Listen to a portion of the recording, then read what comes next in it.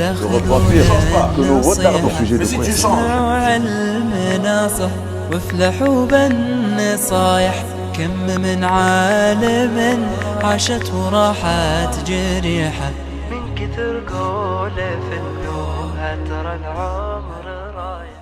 Allah Azza wa Jal nous dit وَإِذَا سَأَلَكَ عِبَادِي عَنِّي فَإِنِّي قَرِيب. Et lorsque mon serviteur t'interroge à mon sujet, je suis très certainement proche. Ujibu da'wat ad-da'i idha da'an, je réponds à la demande, à l'appel de celui qui m'appelle, celui qui me demande. Idha da'an, à chaque fois qu'il me demande, à chaque fois qu'il m'appelle.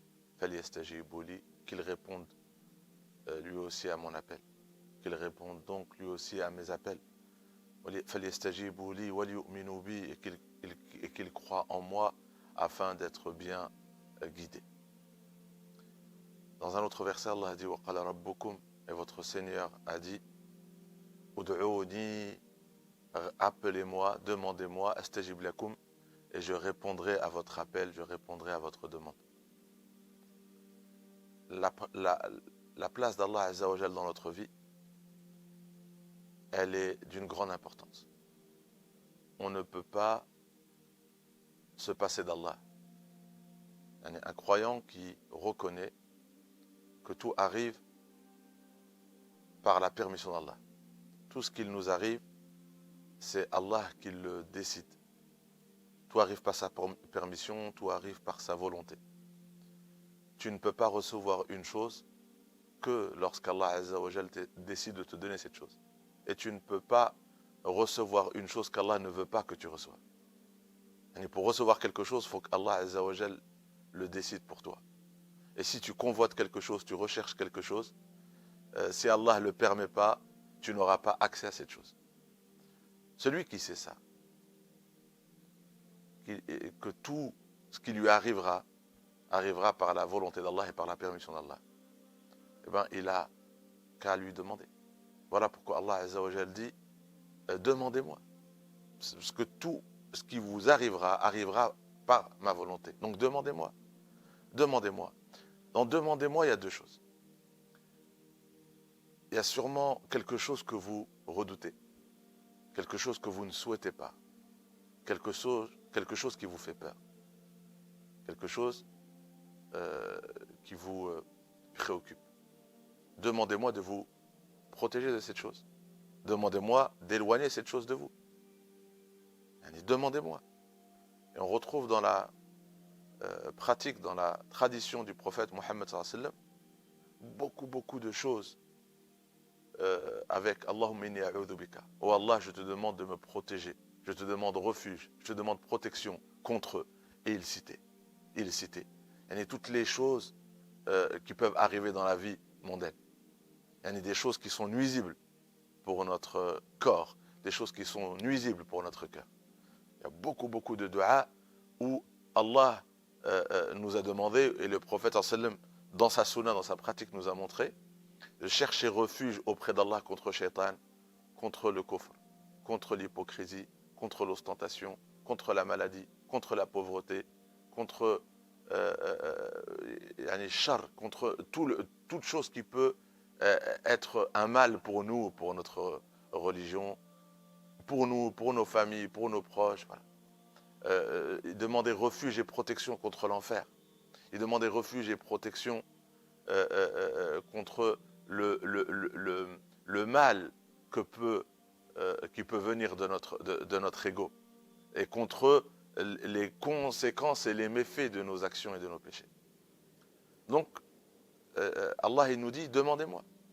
Demandez-moi. Donc, on n'a pas à rester craintif, préoccupé par les choses de l'avenir que nous redoutons. On a juste à demander à Allah de nous protéger. Et Allah il nous protégera par sa protection. Quand on convoite quelque chose, quand on est dans le besoin, parce qu'Allah Azza wa Jalla il nous dit wa khuliqa al-insanu da'ifa. L'être humain, il est faible. Il dépend d'Allah, même dans les choses que nous convoitons. On a besoin de l'aide d'Allah. On a besoin du soutien d'Allah. On a besoin qu'Allah Azza wa Jal nous facilite l'accès à la chose que nous convoitons. Et donc il faut demander. Voilà pourquoi le prophète sallallahu alayhi wa sallam, sur le plan religieux, après chaque prière, Allahumma inni ala dhikrika wa shukrika wa husni ibadatik. Oh Allah, aide-moi d'être un serviteur reconnaissant et pas ingrat. Dhikrik, de toujours penser à toi, me souvenir de toi, de ne pas t'oublier. Wa husni ibadatik.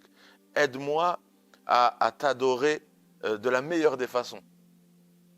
Et on a beaucoup d'autres du'a où le prophète sallallahu alayhi wa sallam demandait Allahumma afini fi badani, Allahumma afini fi sam'i, oh Allah, préserve mon corps, yani des maladies, préserve mon regard, préserve l'ouïe, des du'a pour les parents, les du'a pour les enfants, oh Allah, parce que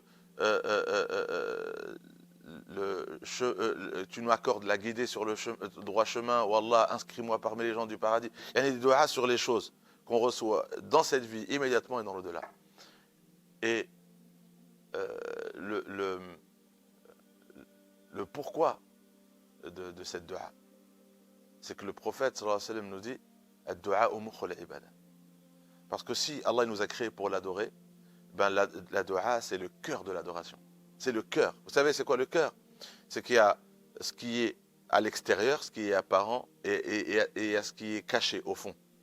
Et il nous dit, ben si la prière c'est quelque chose d'apparent, il y a beaucoup d'adorations qui sont apparentes, la dua, elle, c'est le cœur de l'adoration.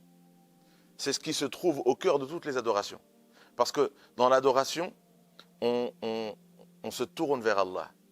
On montre à Allah combien on a besoin de lui. On montre à Allah qu'on dépend de lui, qu'on dépend de sa miséricorde. Eh bien, il n'y a pas une chose qui peut l'illustrer, le manifester avec plus de profondeur que la dua. C'est pour ça qu'elle est le cœur de l'adoration.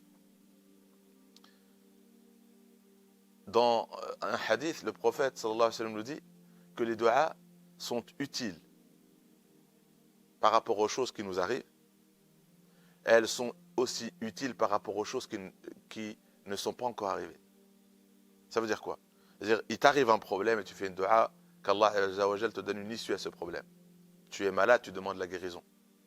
Tu es dans le besoin, financièrement, les temps sont durs, tu demandes à Allah de l'abondance dans ta subsistance. Tu redoutes quelque chose en particulier, un problème dans lequel tu te trouves, une situation dans laquelle tu te trouves, tu demandes à Allah une issue. Donc elle sera utile. Demandez à Allah, Allah il va t'exaucer. Allah il va t'apporter une issue à cette situation, il va t'apporter de la baraka dans ta subsistance, il va t'apporter la guérison dans ta maladie. Donc Allah il dit demandez-moi et je répondrai à votre demande, je vous exaucerai. Ça c'est une dua concernant une situation dans laquelle tu te trouves déjà.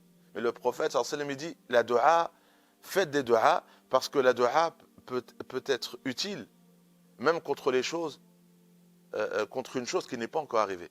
Ça veut dire qu'il y a peut-être un malheur qui est dans ta direction. Tu n'es pas au courant. Dans le monde invisible, il y a quelque chose qui va t'arriver. Il y a quelque chose qui est sur ton chemin. Peut-être un malheur engendré par un péché. J'ai fait un péché et les malheurs engendrent, les péchés engendrent des malheurs. Et du coup,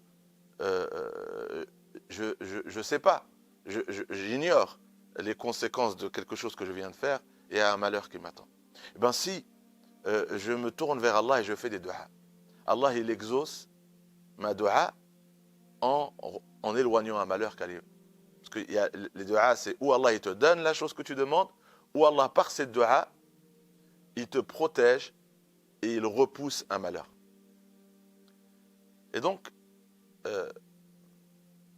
quand on regarde par rapport à un malheur qui peut-être est engendré par un péché, cette du'a ça peut être al-istighfar.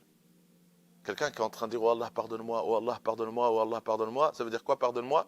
C'est-à-dire si j'ai fait un mal et que je vais en subir les conséquences, pardonne-moi ça veut dire efface ce mal qui est sur mon chemin. Efface, pardonne le péché, parce que quand on dit pardonne, efface, on ne peut pas retourner en arrière. Non, efface les conséquences de ce péché dans mon futur. Et donc quand on dit Allahumma ghfirli, Allahumma ghfirli, le verset dit, et Allah ne peut pas descendre un malheur pour punir quelqu'un alors qu'il est en état de istighfar. وَمَا كَانَ اللَّهُ لِيُعَذِّبَهُمْ Allah ne peut pas punir quelqu'un pour un péché alors qu'il est en train de demander pardon, en train de dire astaghfirullah, en train de dire oh Allah, je regrette, j'ai des remords, je regrette, efface ce péché, c'est-à-dire efface les conséquences de ce péché dans cette vie et dans l'au-delà. Voilà l'importance de dua. On a beaucoup de dhikr, de bonnes actions à faire dans notre journée, mais le cœur de notre adoration au quotidien, c'est les duas.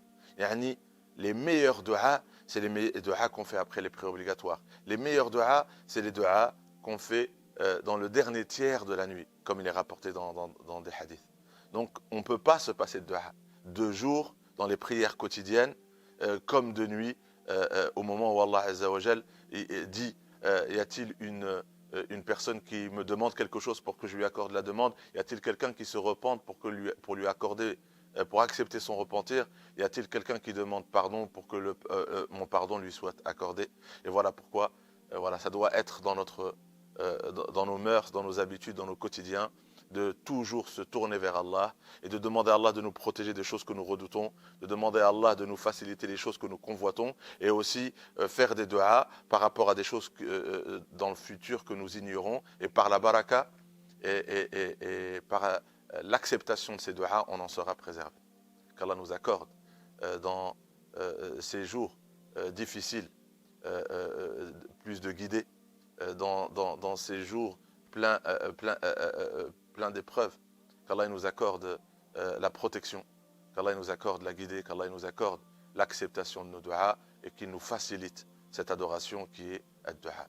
Walhamdulillahi Rabbil Alamin. Celui qui est au service de son frère, Allah Azza wa Jal sera son service.